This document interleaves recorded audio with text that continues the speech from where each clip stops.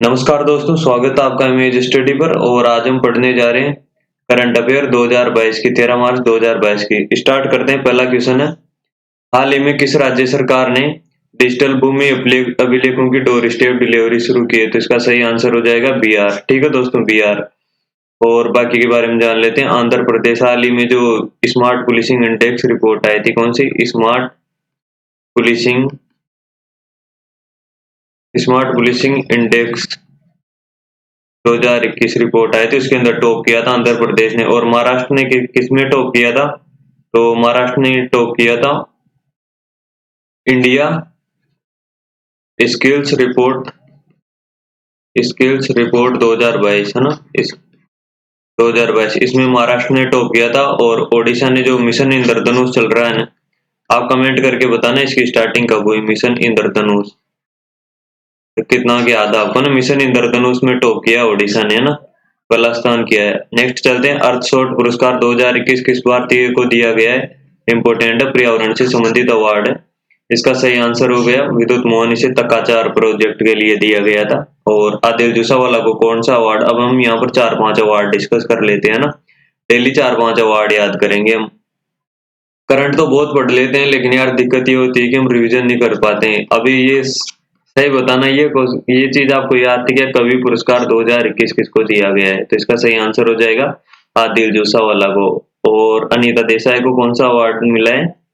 इनको मिला है टाटा लिटरेचर में। लिख ही देता हूँ, Tata literature life time achievement, है ना? Life time achievement award 2021। ये किसको मिला है? अनीता देसाई को। और नेताजी पुरस्कार इंपोर्टेंट है, ये किसको मिला है? नेताजी पुरस्कार 2022 ये मिला है शिंजो आबे को ना। शिंजो आबे जानते हैं आप, प्राइम मिनिस्टर है कहाँ के? जापान के, शिंजो आबे। और अभी वर्तमान में, चलो यहीं से एक और याद करते हैं, जो अभी 100वें प्राइम मिनिस्टर बने हैं किसके? जापान के। वो कौन है? Yoshihide Suga.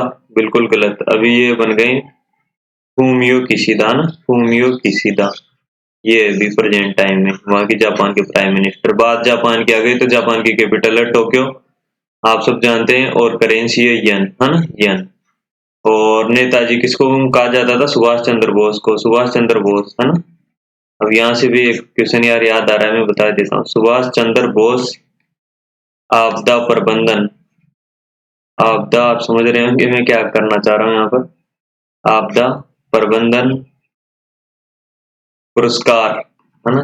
2022 ये किसे दिया गया है? तो ये दिया गया है विनोद शर्मा को ना। याद रखना दोस्तों, 5 अवार्ड पढ़ लिए हमने।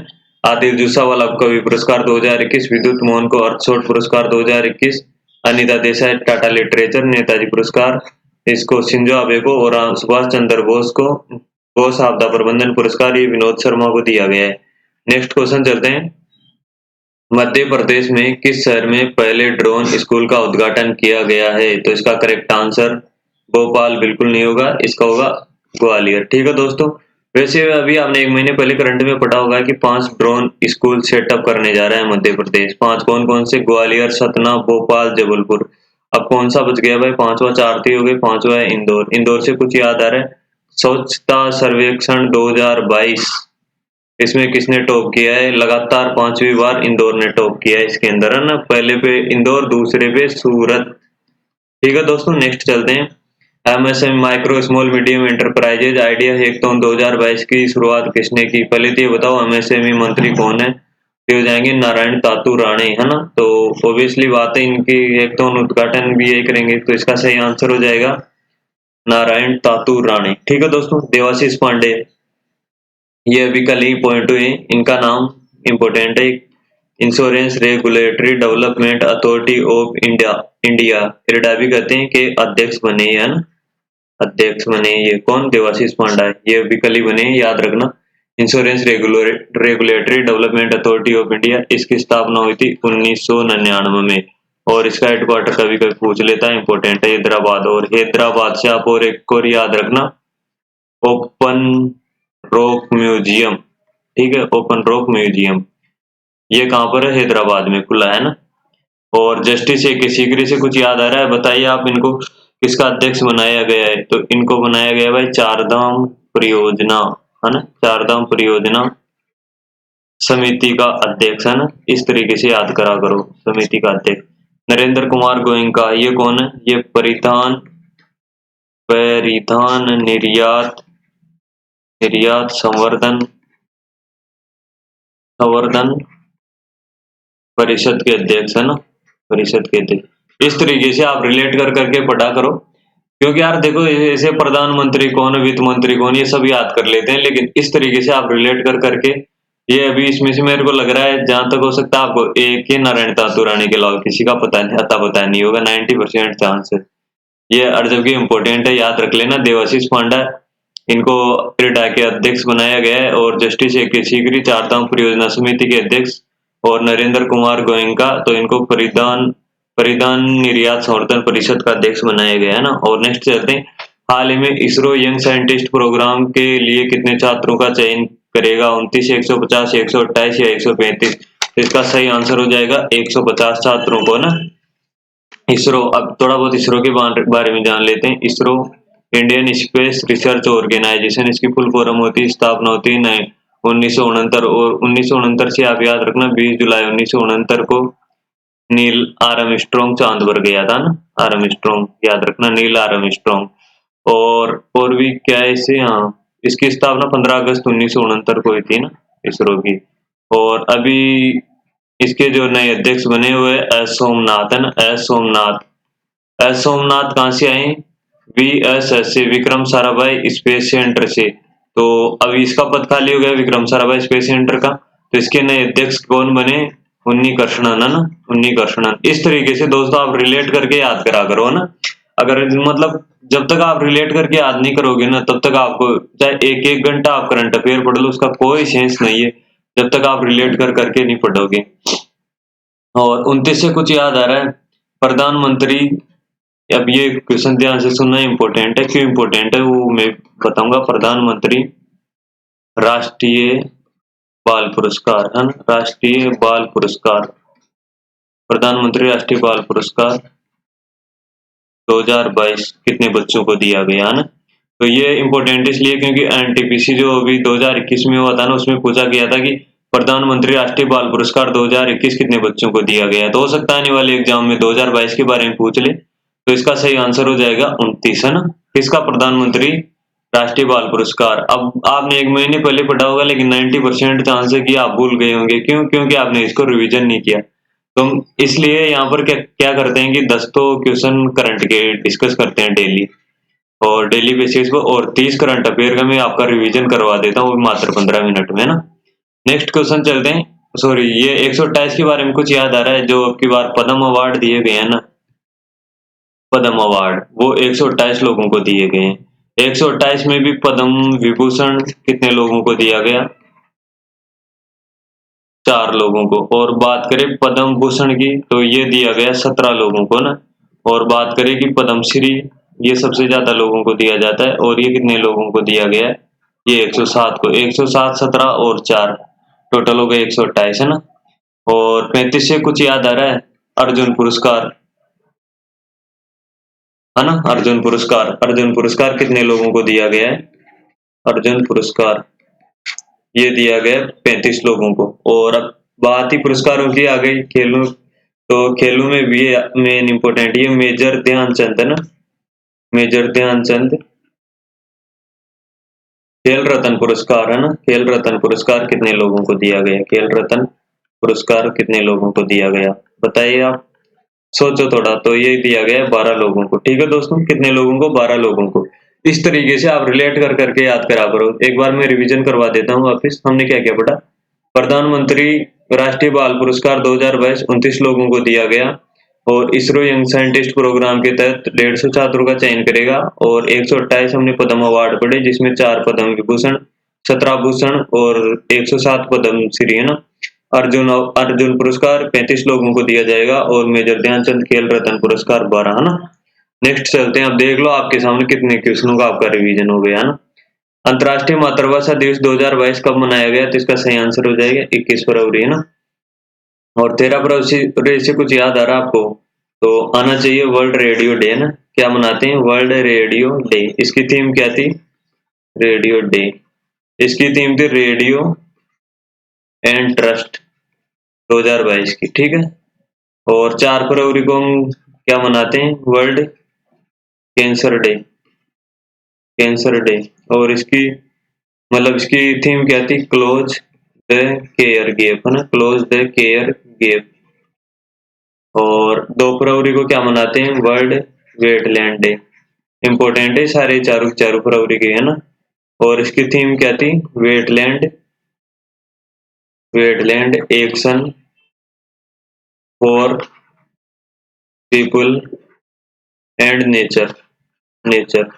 इनकी थीम भी काफी इंपॉर्टेंट है, क्योंकि जो प्रीवियस ईयर के पेपर उठा के देखना, जो 2 फरवरी वाले की, सॉरी, ये 2 फरवरी और 4 फरवरी इन दोनों की थीम पूछी गई है ना। और राष्ट्रीय महिला दिवस हम कब सेलिब्रेट करते हैं? राष्ट्र सरोजिनी नायडू के बर्थडे पे राष्ट्रीय महिला दिवस, तो ये करते हैं 13 फरवरी को ना। और अगर मैं यहीं से पूछ लूं अंतर्राष्ट्रीय महिला दिवस ये कब मनाते हैं? तो ये भाई मनाते हैं 8 मार्च को, ठीक है दोस्तों। नेक्स्ट क्वेश्चन चलते हैं हम। जलवायु परिवर्तन प्रदर्शन सूचकांक 2022 में भारत की रैंक क्या है? तो इसका सही आंसर हो जाएगा 7, 9, 10 या 168। तो इसका सही आंसर हो जाएगा 10। अब यार यहाँ पर मतलब पर्यावरण के बारे में और ये है ना बातें, जलवायु परिवर्तन, तो आपको एक बार ना मैं चारों की चारों रैंक याद करवा देता हूँ ना। अभी कुछ दिनों पहले ये रैंक आई थी, कौन सी? वैश्विक, एक बार लिख लेता हूँ, वैश्विक जलवायु, है ना। थोड़ा थोड़ा सा डिफरेंस है, लेकिन समझना आप, है ना, इम्पोर्टेंट है, क्योंकि इसमें से अक्सर क्वेश्चन आ ही जाता है ना, जोखिम सूचकांक। ये स्लाइड आपके लिए बहुत ज्यादा इम्पोर्टेंट है, ये वाली तो विशेषकर वैश्विक जलवायु जोखिम सूचकांक, है ना। और दूसरा लिख लेते हैं हम, कौन सा वाला? पर्यावरण प्रदर्शन सूचकांक, है ना, दूसरा लिख लेते हैं पर्यावरण, हाँ दूसरा लिख लेते हैं पर्यावरण, इधर लिखते हैं जगह में, पर्यावरण प्रदर्शन सूचकांक, है ना। अब जब तक आपका काम है ये सोचो कि ये रैंक में मतलब कौन सी रैंक है भारत की पर्यावरण प्रदर्शन सूचकांक 2021 में, भारत की रैंक, और पर्यावरण से कौन सा संबंधित है यार? एक और याद कर लो आप, ग्लोबल क्लाइमेट टेक इन्वेस्टमेंट, है ना, global, global climate tech investment trade report index 2021 important है भाई, ये चारों की चारों, है ना। अब देखना इसमें थोड़ा थोड़ा सा अंतर है। जलवायु परिवर्तन प्रदर्शन सूचकांक में भारत की रैंक 10वीं, है ना। और अगर जलवायु की जगह मैं सिर्फ यहाँ पर कर दूं पर्यावरण प्रदर्शन सूचकांक, है ना, 2021, ये वाली पर्यावरण प्रदर्शन सूचकांक, है ना, इसमें भारत की रैंक 168, है ना, 168। और अगर इसकी बात करूं मैं global climate tech investment trade report index में भारत की रैंक कौन सी है? तो भाई इसमें भारत है 90 नंबर पे, है ना, 90 नंबर पे। हो गए ना यार। इनको मतलब कोई से पूछ सकता है आपको पर्यावरण प्रदर्शन, या हो सकता है कि वैश्विक जलवायु जोखिम सूचकांक, तो इसके अंदर 7वें नंबर पे, है ना। और वैसे इन ये वाली जलवायु परिवर्तन प्रदर्शन और वैश्विक जलवायु, है ना, जलवायु जलवायु वाली, ये कौन जारी करता है? तो इसको करता है जर्मन वॉच, है ना, जर्मन वॉच। ये इस इंडेक्स को रिलीज करती है जर्मन वॉच, है ना। और अगर बात करूँ कि इसमें जलवायु परिवर्तन प्रदर्शन सूचकांक में टॉप किसने किया था, तो इसका सही आंसर हो जाएगा डेनमार्क, है ना, डेनमार्क। और भारत 10वें नंबर पे। और वैश्विक जलवायु जोखिम सूचकांक में टॉप किसने किया था? मोजाम्बिक ने, है ना, मोजाम्बिक। और भारत की रैंक क्या है इसमें? भारत की रैंक 7वीं, है ना। इस तरीके से याद करना दोस्तों। नेक्स्ट, और एक बार यार दो दो देख ही रहे तो एक और चीज देख लो आप, विश्व यहाँ एक और देख लो यहीं पर, इससे रिलेटेड विश्व निवेश रिपोर्ट इंडेक्स, है ना, इंडेक्स 2021, इसमें भारत की रैंक क्या है? इसमें भी ये 90, है ना, 9 से 2 याद रख लेना आप। ग्लोबल क्लाइमेट एक इन्वेस्टमेंट और एक विश्व निवेश रिपोर्ट इंडेक्स में, है ना। और 10वें से यार आप एक और याद कर लेना, कर ही रहे हो तो, जलवायु परिवर्तन प्रदर्शन सूचकांक तो 10वें पे आ गया। और अगर मैं आपसे बात करूं वैश्विक, वैश्विक जलवायु जोखिम सूचकांक नहीं, वैश्विक साइबर सुरक्षा सूचकांक, है ना, साइबर सुरक्षा सूचकांक, जिसमें टॉप अमेरिका ने किया है और भारत की रैंक है इसमें 10वीं, है ना, वैश्विक साइबर सुरक्षा सूचकांक में 10वीं, है ना। अच्छे से याद कर लेना, एक बार रिवीजन करवा देता हूँ। जलवायु परिवर्तन प्रदर्शन सूचकांक में भारत की रैंक 10वीं है। और global climate tech investment trade में भारत की रैंक है 90 और विश्व निवेश रिपोर्ट में भी है 90 और कौन सी बच गई 7वीं वैश्विक जलवायु जोखिम सूचकांक में 7वीं और वैश्विक साइबर सुरक्षा में 10वीं है ना और पर्यावरण प्रदर्शन सूचकांक में 168। ओके दोस्तों नेक्स्ट क्वेश्चन पे चलते हैं। थोड़ा क्वेश्चन उल्टा है, न्यूयॉर्क में किसका मुख्यालय नहीं है। अब तक तो ये पूछा जाता था कि किसका मुख्यालय, लेकिन इस क्वेश्चन में न्यूयॉर्क में किसका मुख्यालय नहीं है। यूएनओ, यूनिसेफ, यूएनडीपी या यूनेस्को। तो इसका सही आंसर हो जाएगा यूनेस्को ना। तो यूनेस्को किस यहाँ कहाँ पर है इसका हेडक्वार्टर? इसका हेडक्वार्टर है पेरिस में ना दोस्तों। एक बार में चलो कुछ आपको समझा देता हूँ। यहाँ पर ये क्या है, ये नॉर्थ अमेरिका ना। यहाँ पर इसके तीन हिस्से कर लेते हैं। यहाँ पर मिलेगा आपको कनाडा ना, कनाडा के बाद में हम यहाँ पर मिलेगा अमेरिका और यहाँ पर मिलेगा आपको मेक्सिको। ठीक है, तो यो कनाडा के अंदर किस किस का हेडक्वार्टर? वाडा का ना, वाडा का। और विश्व नागरिक अंतर्राष्ट्रीय नागरिक उड्डयन का भी मुख्यालय आपको कनाडा में मिलेगा, वाडा का भी कनाडा में। और अमेरिका में आपको दो मेन सिटी मिलेगी, दो पहली है न्यूयॉर्क, यहाँ पर मिलेगी आपकी न्यूयॉर्क है ना। और यहाँ पर आओगे नीचे थोड़ा तो यहाँ पर मिलेगी आपको वाशिंगटन डीसी ना, वाशिंगटन डीसी, वाशिंगटन डीसी जो कि इसकी कैपिटल भी है वाशिंगटन डीसी। और मेक्सिको नीचे हो गया। वैसे दोस्तों इनको बहुत ही मैप के थ्रू याद करवाया हूँ मैं, आप प्लेलिस्ट में जाके चेक कर लेना एक बार है ना। तो कनाडा में दो हेडक्वार्टर देखे हमने, वाडा का और अंतर्राष्ट्रीय नागरिक उड्डयन का। और न्यूयॉर्क में हमने 3 हेडक्वार्टर को देखे, कौन कौन सा? यूएनओ, यूनिसेफ और यूएनडीपी के। वाशिंगटन डीसी में भी 3 हेडक्वार्टर है, 3 कौन कौन से? आईएमएफ का और आईएफसी का और वर्ल्ड बैंक का। ठीक है, वर्ल्ड बैंक का। और मेक्सिको में किसका हेडक्वार्टर है? North American free trade agreement, NAFTA का ना। और दोस्तों नेक्स्ट चलते हैं। खत्म हो गया दोस्तों, इसी के साथ में हम एक बार कल का रिवीजन कर लेते हैं यार दोस्तों ना। थोड़ा आज संडे तो थोड़ा एक बार रिवीजन मार लेते हैं कल का, बस 2 मिनट हो जाएगा। राष्ट्रीय वित्तीय रिपोर्टिंग प्राधिकरण के नए अध्यक्ष कौन बने? तो इसका सही आंसर हो जाएगा अजय भूषण पांडे। बाकी मैंने इनको कल डिटेल में बता दिया था। भारत के सबसे बड़े तैरते सौर ऊर्जा संयंत्र को तूतुकुड़ी तमिलनाडु में शुरू किया गया है। अंतर्राष्ट्रीय महिला दिवस 8 मार्च को, 22 मार्च को विश्व जल दिवस, 22 अप्रैल को विश्व पृथ्वी दिवस और 22 मई को वर्ल्ड बायोडाइवर्सिटी डे है ना, वर्ल्ड बायो डाइवर्सिटी डे। और नेक्स्ट क्वेश्चन चलते हैं। स्कोर ग्रुप द्वारा जारी score test of governance ranking 2021 में कौन सा राज्य टॉप पर रहा है? तो इसका सही आंसर हो जाएगा आंध्र प्रदेश। जलवायु परिवर्तन प्रदर्शन सूचकांक 2022 में कौन सा टॉप पर रहा है? मतलब भारत का कौन सा स्थान रहा है? तो इसका सही आंसर हो जाएगा 10 है ना।